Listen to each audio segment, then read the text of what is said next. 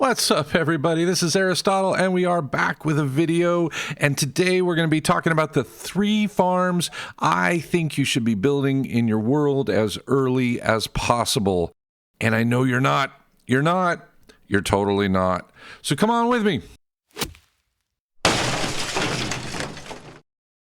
All right, so the first farm on the list is a fish farm, and it's going to have a few restrictions on where you can build it. Obviously, fish have got to spawn, but this is what you need in the farm.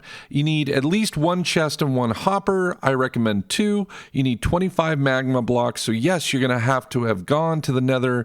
You're going to need about 24 regular blocks, 12 powered rails, 18 rails, 6 redstone torches. You're going to need a minecart with hopper, and you're going to need to light up the area a little bit with some torches there.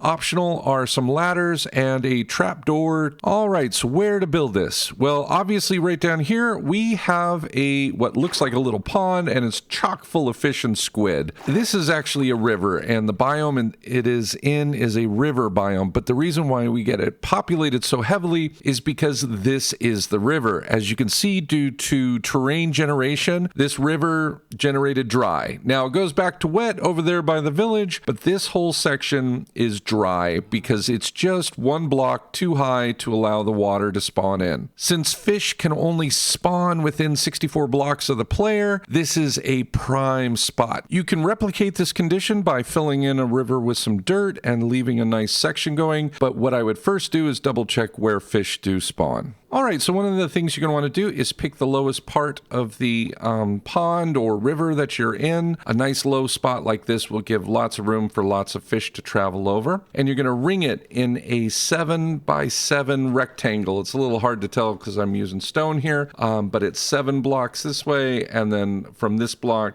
to that block it's 7, just like that. And what it does is it leaves a 5 by 5 section right here in the middle, which you are going to dig out. This is where it starts to get dangerous. You line the section with your 25 magma blocks, and as you can see, they already start sucking everything down, and what you want to do is be careful to stay out of that. So get off to the side onto that edge. All right, line yourself up in the center. Take a Y reading, so we're at 57. And then you subtract 4 from that one because you want to get underneath. And what you're going to do is just come over here and start digging down, straight down, until you get to your Y minus 1, 2, 3, 4, just like that. Now just dig straight towards the farm. You'll know you're there when you see magma blocks above your head. So after digging out the 2 block high area underneath the magma blocks, you're going to want to dig out a 1 block border all the way around that's 3 high. Make certain to light the place up, including your tunnel back to the end. And this is a good time to get yourself out by utilizing your ladders. And you can just leave it a hole in the ground with a ladder like that, or if you want to dress it up, you can pop a trapdoor in. All right, now that we got the room dug out, I am going to pick a spot for my collection point, and it's got to be a spot along one of the 4 edges of the farm here. So I'm going to pick right here, right underneath this edge of the magma block, and that's where I'm going to pop a double chest. I'm also going to pop our 2 hoppers right on top. All right, so if this is the front of the farm, I'm going to go to the side here around centered. Right under the 5 blocks. So I'm going to find the center block, and I'm going to dig a trench that goes 6 long,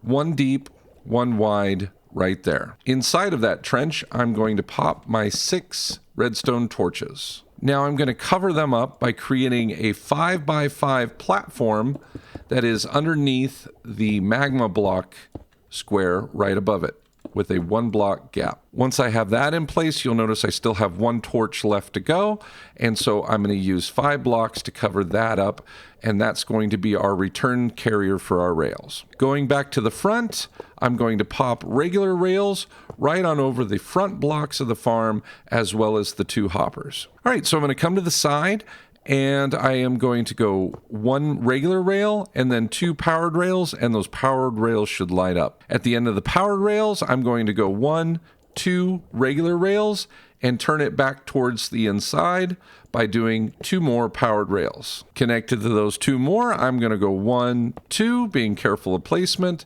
and go back to powered rails and continue this pattern all the way through. And you'll notice on the last section, the one that you can hop up on, you just have to do 2 more powered rails and then your last regular rail just like this. Set down your minecart with hopper and give it a shove. Make certain that it can complete the whole circuit without losing momentum or getting stuck. All right, we're going to let this run while we work on our next farm. Next farm on the list is a wool farm. 1 temporary block, 22 glass blocks, 2 hoppers, 2 chests, 4 dispensers, 4 observers, 4 pieces of redstone dust, 10 powered rails, 1 redstone torch. You're going to need some light around the place, and you're going to need a minecart with hopper. You're going to need at least 4 sets of shears, and you will need more later. And if you want an unconventional color of wool, you're definitely going to want to dye the sheep before you put them into the farm. Lastly, you're going to need a lead or a piece of wheat in order to get the sheep into the farm. All right, pick a nice flat grassy area just like this one here, and you're going to dig a trench that is 1 wide, 2 deep, and 10 long. All right, once that's done, come over to the side and at a 90-degree angle, add a 2-block deep trench just like that. All right, so somewhere around the middle of the 10-block long section, pick a point where you dig down 2 blocks, place a redstone torch, and then place a block back on top. All right, after that, go to the end with the little 2-block section that goes off 90 degrees there, and dig out 1, 2, 3, 4 blocks, just like that. Now in the 2-block section, you're going to put your chest, and then put your hoppers pointed into your chest, and then the next hopper pointed into that hopper just like that. So if I throw something here, it's going to wind up in the chest. Now to complete this section, just line it with all of your powered rails, and once you hit the point where you put your redstone torch underneath, all of them should light up from end to end. Once all that is ready, just pop down your minecart hopper. All right, so along this 10-block long section, I want you to notch out 1 block every other space, just like that. Now you can cover up the minecart rails with your dirt and let the grass start growing back in.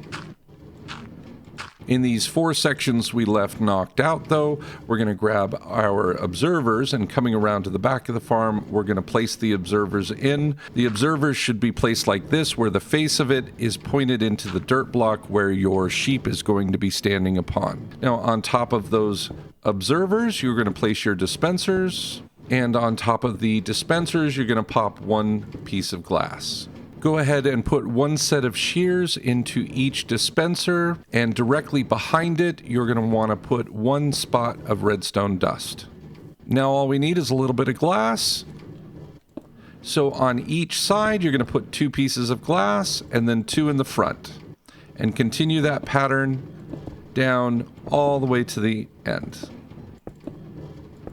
Don't worry if the dirt hasn't turned to grass underneath the glass, it will eventually. I'm going to cover up the hole where I can access my collection chest with a trapdoor, but that's optional. I'm also going to throw up a couple lights so I don't get murdered by creepers in the dark. Place your temporary block at any one of the sections there. Grab your lead or your wheat and go find a sheep. I found 1 white, 1 black, and 1 brown sheep, which is a good start to the farm. Little trick if you didn't know, just pop down a fence post and then right click with the leads, and you can just tether your sheep right there while you're building or prepping your farm if you need to. So I'm going to start with the black sheep, and what I'm going to do is, using my temporary block, I'm going to hop on up and then slowly back my way on up, and then once he's up, I'm going to move to the edge corner over a dispenser, and he will drop immediately down. And with my last sheep, I'm going to want him pink, so I just grab some pink dye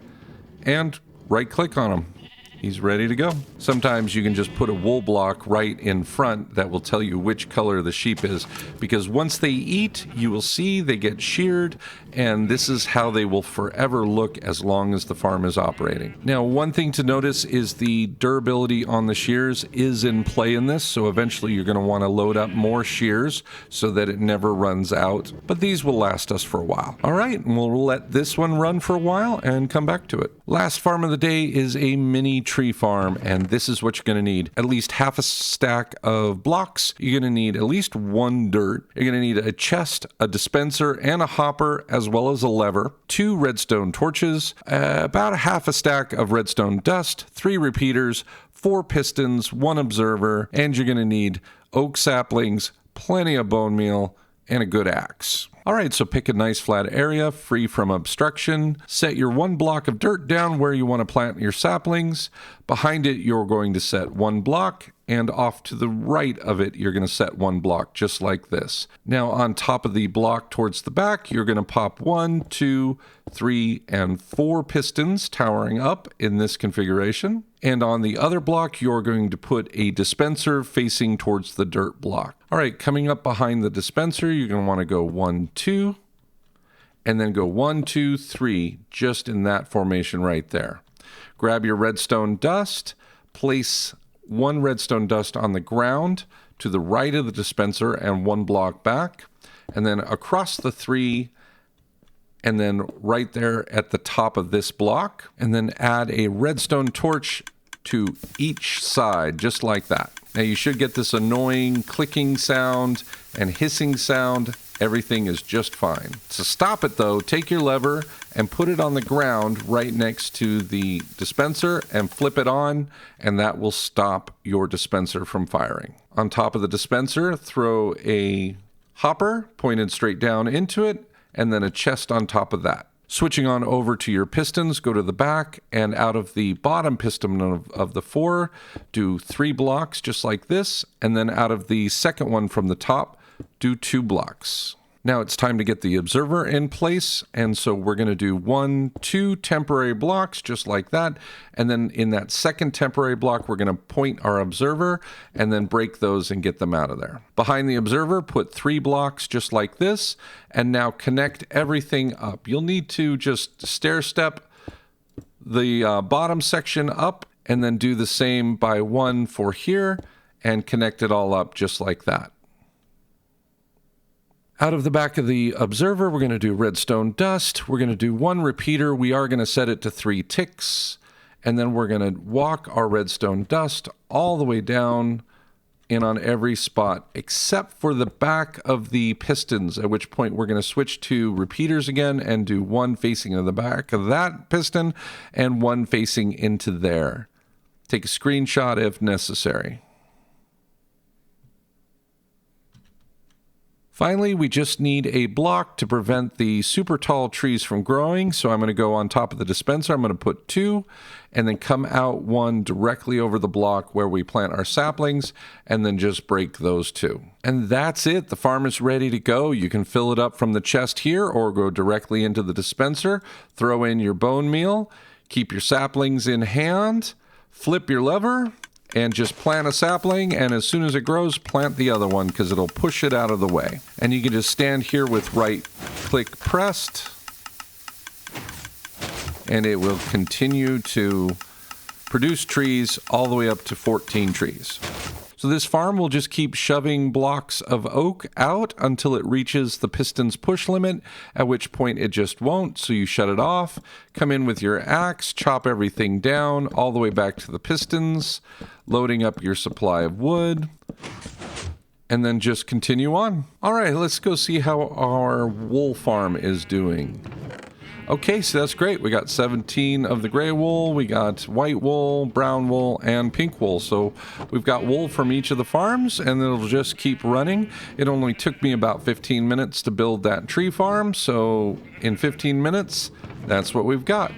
And for it being about 35 minutes for the fish farm, we've already almost got a stack of raw salmon.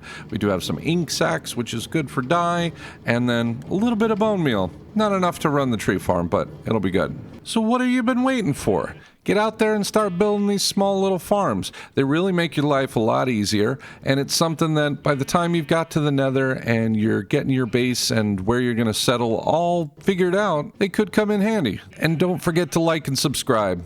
Thanks for watching. I'll see ya.